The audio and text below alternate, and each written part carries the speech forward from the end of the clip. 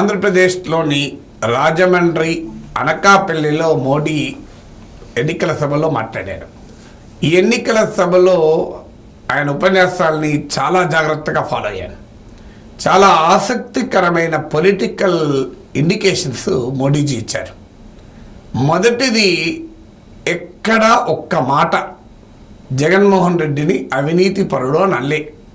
చాలా జాగ్రత్త పెట్టాడు. వైఎస్ఆర్ కాంగ్రెస్ ప్రభుత్వము అవినీతిలో కొరుకుపోయింది, 100% అవినీతి, మద్యం మాఫియా, ఇసుక మాఫియా అన్నీ విమర్శించారు. కానీ అది వైఎస్ఆర్ కాంగ్రెస్ ప్రభుత్వం అన్నాడు. రాజమండ్రిలోనైతే అసలు జగన్మోహన్ రెడ్డి పేరు కూడా తీయలేదు. అనకాపల్లిలో పేరు తీశాడు, కానీ కాంటెక్స్ట్ అవినీతి గురించి కాదు. ఉత్తరాంధ్ర సుజల స్రవంతి ప్రాజెక్టు తన తండ్రి గారి రాజకీయ వారసత్వాన్ని కోరుకున్న జగన్మోహన్ రెడ్డి తండ్రి ప్రారంభించిన ప్రాజెక్టు మాత్రం పూర్తి చేయలేదు అన్నాడు. అంటే జగన్మోహన్ రెడ్డిని అవినీతి పరుడు అని సంబోధించడానికి మోడీజీ ఇష్టపడ్డారు. ఇక మూడవది, ఎక్కడా తెలుగుదేశం పార్టీ, జనసేన ఇటీవల విడుదల చేసిన ఎన్డీఏ మేనిఫెస్టోగా చెప్పిన మేనిఫెస్టో ప్రస్తావనే తీలే. మీకు అనకాపల్లి సభలో బీజేపీ మేనిఫెస్టో గురించి మాట్లాడాడు. మళ్ళీ ఇంట్రెస్టింగ్ ఏంటంటే భారతీయ జనతా పార్టీ కా సంకల్ప పత్రని అన్నాడు, కానీ ఎన్డీఏ మేనిఫెస్టో అనే మాట ఎక్కడా వాడలే. వాస్తవంగా బీజేపీ మేనిఫెస్టోని ఓన్ కూడా చేసుకోలే. సిద్ధార్థనాథ్ సింగ్ ముట్టుకోతానికి కూడా సిద్ధపడలే. ఈ మేనిఫెస్టో పైన మోడీ ఫోటో లేదు. ఇక్కడ ఈ మేనిఫెస్టో విడుదలయ్యాక వచ్చిన మొదటి బహిరంగ సభ ఇది. కానీ ఎక్కడా మేనిఫెస్టో గురించి మోడీ ఓన్ చేయలేదు, ఎక్కడా ఎండార్స్ కూడా చేయలేదు. 4, ఈ మేనిఫెస్టోలో మీరు ఈ ప్రసంగం మొత్తంలో ఎన్డీఏ ప్రభుత్వం, కేంద్ర ప్రభుత్వం గురించి, మోడీ ప్రభుత్వం గురించి, మోడీ గ్యారంటీల గురించి మాత్రమే మాట్లాడాడు. రాష్ట్ర ప్రభుత్వం గురించి కానీ రాష్ట్రంలో ఏం చేస్తామన్నది ఎక్కడా ఫోకస్ లేదు. అందువల్ల మోడీ ప్రభుత్వ ప్రోగ్రెస్ రిపోర్ట్ చెప్పాడు, ఎన్డీఏ కేంద్ర ప్రభుత్వం గురించే ప్రస్తావించారు. 5వది, అసలు ఈ మొత్తం ఆంధ్రప్రదేశ్లో పార్లమెంట్ ఎన్నికలు జరగడం లేదు, ఇక్కడ అసెంబ్లీ ఎన్నికలు కూడా జరుగుతున్నాయి. బీజేపీ అసెంబ్లీ ఎన్నికల్లో కూడా కలిసింది. అసెంబ్లీ ఎన్నికల్లో మీకు చంద్రబాబు నాయుడు ఏ ఉపన్యాసంలోనే ఏం చెప్తున్నాడు? సూపర్ 6 అంటున్నాడు. తన సంక్షేమ పథకాల గురించి ప్రధానంగా చెప్తున్నాడు. షణ్ముగ వ్యూహం సూపర్ 6, జనసేనది షణ్ముగ వ్యూహం, టీడీపీ సూపర్ 6. కానీ ఎక్కడా సూపర్ 6 గురించి కానీ, ఎన్డీఏ అధికారంలోకి వస్తే సంక్షేమ పథకాలు అమలవుతాయని కానీ ఒక్క మాట అంటే ఒక్క మాట మోడీ అల్లే. ఎన్డీఏ అధికారంలోకి వస్తే అభివృద్ధి జరుగుతుందని అంటున్నారు, కానీ సంక్షేమం గురించి మాత్రం మాట్లాడతలేడు. మనందరికీ తెలుసు మోడీ ఈ సంక్షేమ పథకాలకు వ్యతిరేకం. రేవడీ కల్చర్, దీన్ని రేవడీ కల్చర్ అని విమర్శిస్తుంటారు. అందుకే సంక్షేమ పథకాలను విమర్శించే మోడీ ఆంధ్రప్రదేశ్లో మాట్లాడుతున్న చంద్రబాబు నాయుడు సూపర్ 6ను ఎండార్స్ చేస్తానికి రెడీగా లేడు. అందువల్ల ఎక్కడా 2 సభల్లో కూడా ఎన్డీఏ అధికారంలోకి వస్తే చంద్రబాబు నాయుడు ముఖ్యమంత్రి అయితే మీకు ఇంకో సంక్షేమ పథకాలు అమలవుతాయి, నేను కూడా హామీ ఇస్తున్నాను అన్న పదం వాడలే. జాగ్రత్తగా 6, ఈ మొత్తం 2 ఉపన్యాసాలు ఎక్కడా తెలుగుదేశం అన్న పదం వాడలే. మీరు 2 ఉపన్యాసాలు మొత్తం చూడండి, తెలుగుదేశం, జనసేన అన్న పేరు ఎక్కడా ఉచ్చరించలే. పోనీ ఎన్డీఏ అన్నాడు కదా అని మీరు అనొచ్చు. మరి ఎన్డీఏ అన్న బీజేపీ గురించి ప్రస్తావించాడు, అనేక సార్లు బీజేపీ గురించి ప్రస్తావించాడు రాజమండ్రి సభలో, అనకాపల్లి సభలో. కానీ ఎక్కడా కూడా బీజేపీ, తెలుగుదేశం, జనసేన కలిసి ఉన్నాయి. ఈ బీజేపీకి ఓటేస్తే జనసేనకు ఓటేసినట్లే, టీడీపీకి ఓటేసినట్లే అంటే తెలుగుదేశం అన్న పదాన్ని ఉచ్చరించలేదు నరేంద్ర మోడీ. ఇంట్రెస్టింగ్ ఏంటంటే 7వది, ప్రత్యేక హోదా గురించి ఒక్క మాట అంటే ఒక్క మాట అనలే. సో ప్రత్యేక హోదా కానీ, కడప స్టీల్ ప్లాంటు, ఇలాంటి ఎలా విభజన హామీల గురించి ఎక్కడా ఒక్క మాట మాట్లాడలే. 8, విశాఖ స్టీల్ ప్లాంట్ ప్రైవేటీకరణ, టీడీపీ కూడా ప్రైవేటీకరణ వ్యతిరేకించింది.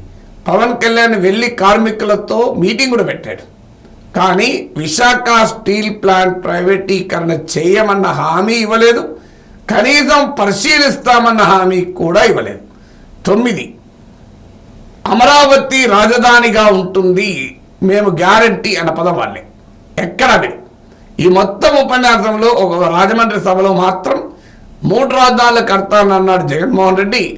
ఒక్క రాజధాని కూడా కట్టలేదు అని విమర్శ మాత్రమే చేశాడు. కానీ ఎక్కడా కూడా ఎన్డీఏ అధికారంలోకి వస్తే అమరావతియే రాజధానిగా ఉంటుంది, మోడీకా గ్యారంటీ హై అన్న పదం వాడలే. మీరు 10 వైఎస్ఆర్ కాంగ్రెస్ పార్టీని విమర్శించిన దానికన్నా కాంగ్రెస్ పార్టీని, ఇండియా కూటమిని ఎక్కువగా విమర్శించారు. సో ఇండియా కూటమి కాంగ్రెస్ పార్టీకి లేని కూడా లేదు, లేని పార్టీ గురించి అంత మాట్లాడాడు. రాష్ట్రంలో అధికారంలో ఉన్న వైఎస్ఆర్ కాంగ్రెస్ని విమర్శించిన దానికన్నా ఎక్కువ విమర్శించాడు. ఆంధ్రప్రదేశ్లో ఎన్నికల సభలో మాట్లాడుతున్నాడా, లేదా పక్కనున్న కర్ణాటకకో తెలంగాణకో మెసేజ్ పంపుతున్నాడా అనే అనుమానం క్లియర్గా కనబడుతుంది. 11 పవన్ కళ్యాణ్ పట్ల తన ప్రత్యేక అభిమానాన్ని బహిరంగంగా తన జెస్చర్స్ ద్వారా, మాటల ద్వారా నరేంద్ర మోడీ ప్రదర్శించారు. మీరు గమనించండి, రాజమండ్రి సభలో, అనకాపల్లి సభలో చంద్రబాబు నాయుడు జీ అన్నాడు, పవన్ కళ్యాణ్ తరఫున మాత్రం హమారా పవన్ కళ్యాణ్ అన్నాడు. మీరు గమనిస్తే అంటే ఇది అంత సూక్ష్మంగా చూడాలని మీరు చూడాలి. ఎందుకంటే మోడీ ఏ పదం వాడినా, మోడీ చేయి ఊపినా ఊపకపోయినా దాంట్లో మీనింగ్ ఉంటుంది. మోడీ వాడే ఒక్క పదం కూడా వేస్ట్ ఉండదు. మీరు గమనించండి, that is the greatness of Narendra Modi. Narendra Modi unmistakable messages ఇస్తాడు. తాను ఏది మాట్లాడినా, మాట్లాడకపోయినా, ఏది చేసినా, చెయ్యకపోయినా దాంట్లో క్లియర్ పొలిటికల్ మెసేజ్ ఉండే నాయకుడు Narendra Modi. Is not a casual leader. అది మీ నరేంద్ర మోడీ గురించి పూర్తిగా తెలిసినా, అధ్యయనం చేసిన ఎవరినైనా అడగని చెప్తాడు. అందువల్ల భారతీయ జనతా పార్టీ టీడీపీ జనసేనతో కలిసిన వారి ప్రియారిటీ పవన్ కళ్యాణ్.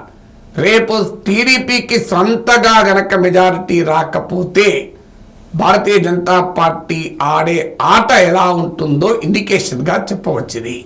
అందువల్ల 11వ అంశం ఇది.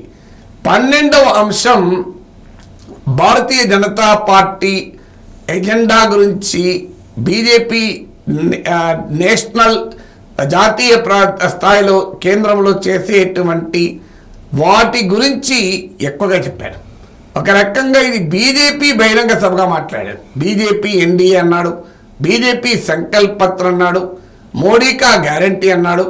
సో ద ఎంటైర్ ప్రోగ్రామ్ మీరు చూస్తే అది మోడీ భారతీయ జనతా పార్టీ కొరకు బ్యాటింగ్ చేస్తున్నట్లు కనబడింది. కానీ ఎక్కడ ఎంటైర్ ఎన్డీఏ కొరకు బ్యాటింగ్ ఎట్లా తెలుగుదేశం జనసేన కొరకు బ్యాటింగ్ చేస్తున్నట్టు కనిపించలేదు.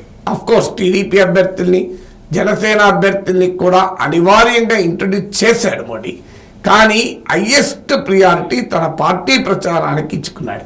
అంటే ఇది ఎన్డీఏ అంటూనే more referent to BJP, referent to central government, referent to Modi. ఇక్కడ మిగతా పార్టీలు ఉన్నాయి, మిగతా నాయకులు ఉన్నారు అనేటువంటి యాంగిల్ ఎక్కడా మీకు కనబడలేదు. తెలుగుదేశం పార్టీ, జనసేన ఇటీవల కాలంలో వైఎస్ఆర్ కాంగ్రెస్ పైన అటాక్ చేస్తున్న భూ హక్కుల చట్టం, ల్యాండ్ టైటిలింగ్ యాక్ట్, దీని గురించి విమర్శ ఏంటంటే నీతి ఆయోగ్ మోడల్ యాక్ట్ ఆధారంగానే ఆంధ్రప్రదేశ్ చట్టం వచ్చింది, కేంద్ర ప్రభుత్వ చట్టం ఇది, ఆ చట్టాన్ని టీడీపీ కూడా సమర్థించింది అన్నది వైసీపీ వాదన.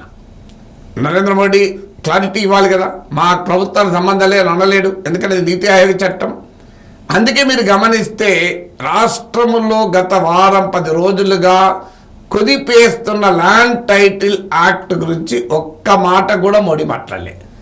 నేను అధికారంలోకి వస్తే ఈ చట్టం రద్దు చేస్తాను, నీతి ఆయోగ్ చేసిన ఈ రికమెండేషన్ వెనక్కు తీసుకుంటాను అని ఒక్క మాట అనలేదు.